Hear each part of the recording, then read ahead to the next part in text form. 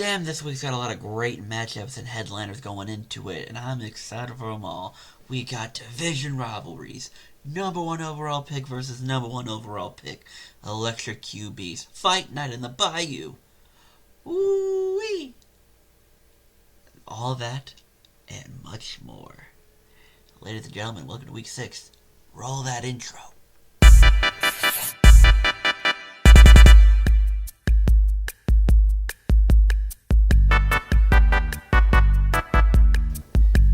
Welcome to week 6 of the 2024 NFL season and my prediction picks. I'm your host, Catherine, and you're on the Blind Canadian Cat YouTube channel. I say meow, I roll intros, no Maye day. Let her nappy nap out in the living room, so it's like, meh, and no background distractions, so it is what it is. I ain't shaking. But with that, let's get over last week's picks, shall we? 8-6 straight up. Which, hey, you take positives. And another note of the rule of 4 fell last week. So, 2 of the 5 weeks. And I think that's echoed very well considering that I'm still doing better than Justin. I don't have the numbers on here, so I'm going to put it here. And if I'm wrong, well, shit. But from everything I've seen, I'm saying I'm still better than him. Or my record's still better, at least. But yeah, get rid of that. Bring this back. 7-7 against the spread. I feel like I've broken even on spreads for like the last 3 or 4 weeks. I don't know. And then 9-5 in totals again. I don't know why my totals are somehow doing the best so far out of everything this season. But you take a positive and you run with it. 42-36 straight up. 38-40 against the spread. 44-34 over under. Something tells me that I'm probably not going to have my best year, because we are already off to a not so great start in the first 5 weeks. But you know what? There's always room for improvement. And why not improve with these slate of games? Break it down. But yeah, for this week, I'm not going to do game by game, because there's a lot of games we can talk about, so I'm just going to kind of rush through them quickly here and give my input. 49ers Seahawks NFC West battle, one of the greatest rivalries of the last 20 years. Fun matchups always, close and tight. That being said, the Niners I'm not going to say the only reason they lost, but like, they would have been in a lot better shape had their kicker not got hurt. Because I think they had missed out 2 field goal opportunities, so Arizona only needed the 1 field goal to take the lead, and they just couldn't push down the field. I mean, what can you do when the ball gets batted in the air? It's not like... It's just unfortunate. It's unfortunate. But that being said, this feels like a game you want to take that hook. You want to take that plus hook with Seattle, but I like the Niners. I'm rolling with it. And I think you can get away with that 3.5. I think you do. I think San Fran is a better team still. London, you can go either way, but as far as I've known, the Jags have had some magic bullshit voodoo in London, and now they gotta win, so they know how to win, and they know how to put points on the board. So, call me crazy, I like the Jags. Rams over Commanders, yes, I'm biased, and yes, that 6.5 is probably gonna look really bad, considering their defense has not been great lately. But the way I see it, Ravens, great team, always have been. Rookie quarterback coming to our place. I'm not going to say I'm comfortable taking 6.5, but I think the Ravens should win this game. And that's not to say the Commanders are bad. I think they'll be fine, and I think right now they're on a good track to win their division. I'm loving what I'm seeing from them. That being said, there are levels to this, and the Ravens are a level better than the Commanders. I'm just saying. Bucks over Saints. Saints are now down Derek Carr, which I mean, to be fair, if they were starting Derek Carr, I wouldn't have picked them anyway. High hopes for Spencer Rattler. There was once upon a time he was considered the best QB in college 1 year. That kind of fell off, but it's there. There's potential. So let's see what he does, and I mean, Derek Carr barely targeted Chris Olave all year, so maybe Spencer will target Olave. Maybe.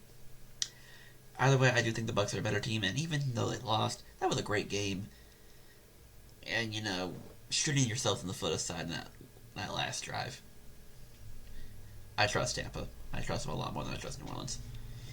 Eagles over Browns. The Eagles have looked like ass lately, so I hate laying this many points against them, but the Browns are mega ass, and we'll probably be fighting for that #1 overall pick in this draft. At this point, that's where I am with the Browns.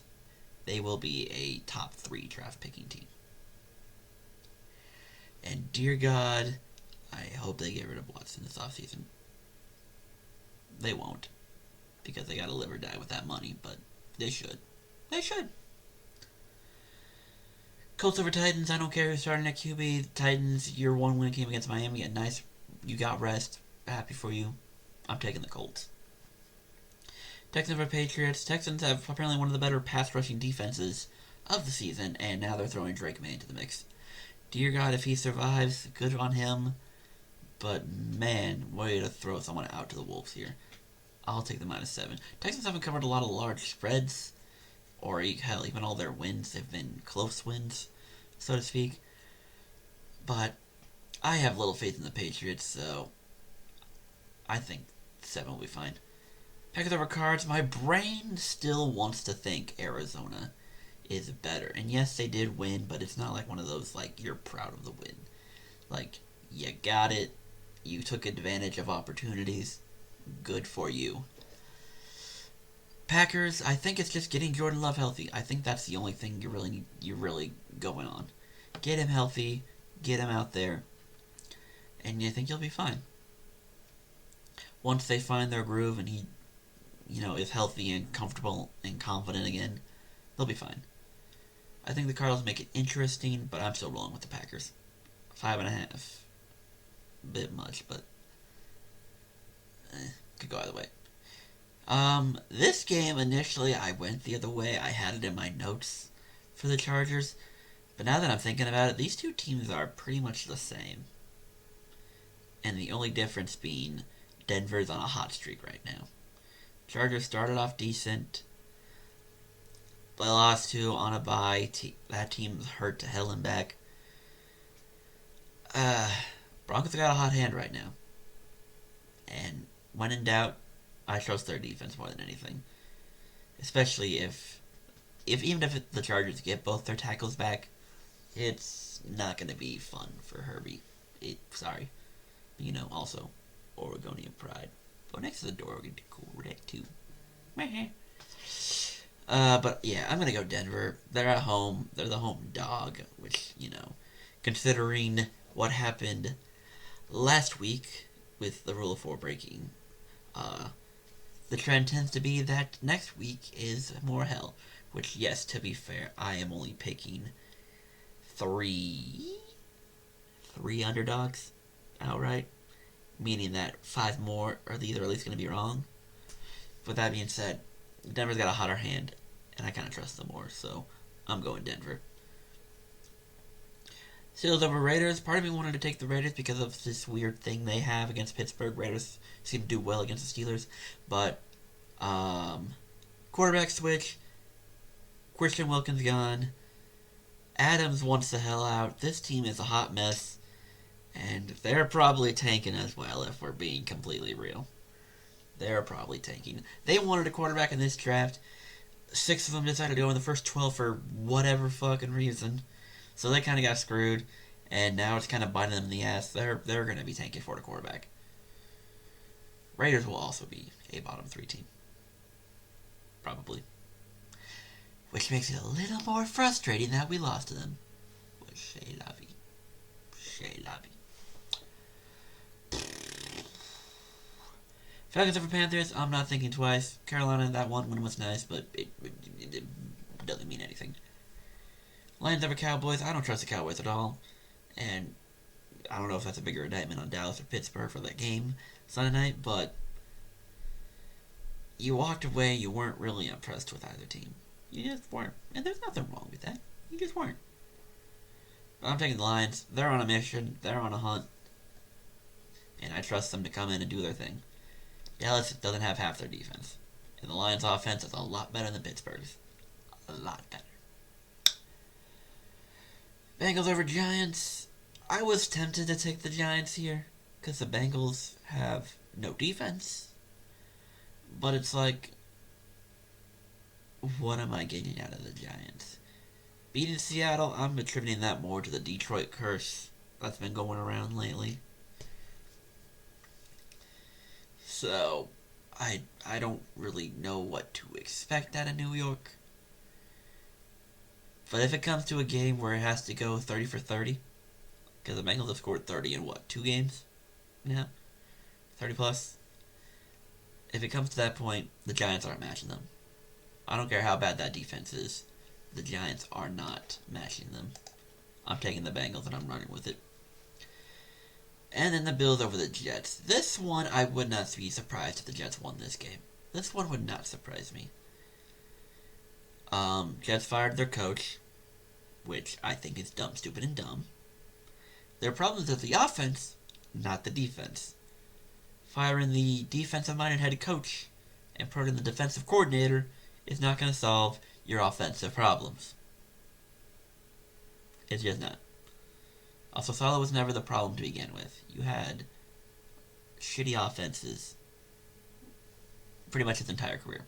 The Jets have not had a good offense since Saleh was the head coach. They haven't.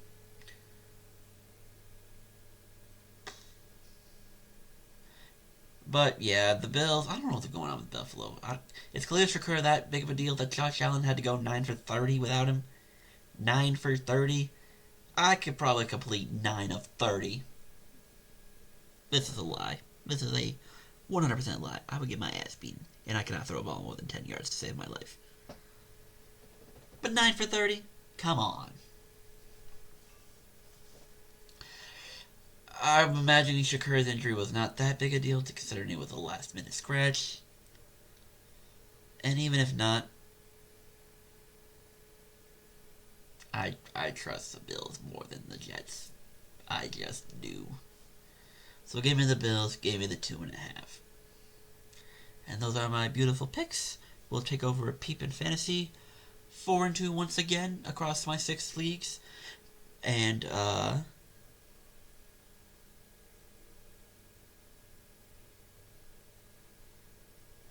but of those 2 losses, 2 of them did come in my big name leagues.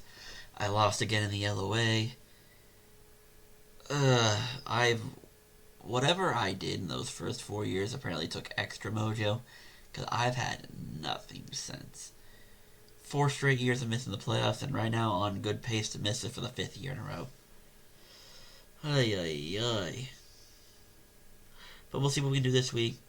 And then Justin got me in the Ante and Co League. So, I get him in the Prague Dynasty, but he gets me in Ante and Co. So, season split, my friend.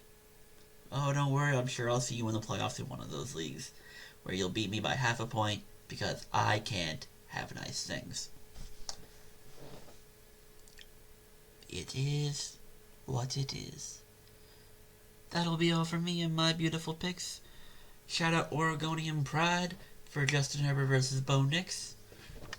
And shout out Oregonian Pride to Sabrina Ionesco. And good luck to the New York Liberty. Bring this bad bitch home. Please. I haven't gotten to root for a championship on any of my teams in years. Give me something. Give me something, New York. And with that, thank you all for tuning in. Make sure you follow me on my Twitter, CanadianCatCP, Instagram, The Canadian Cat, and hop into Discord, where Merrick is out giving lovely advice to people. Thank you, Merrick. And with that, I am Catherine. Choose peace, accept love, and have big trust. Goodbye, everyone.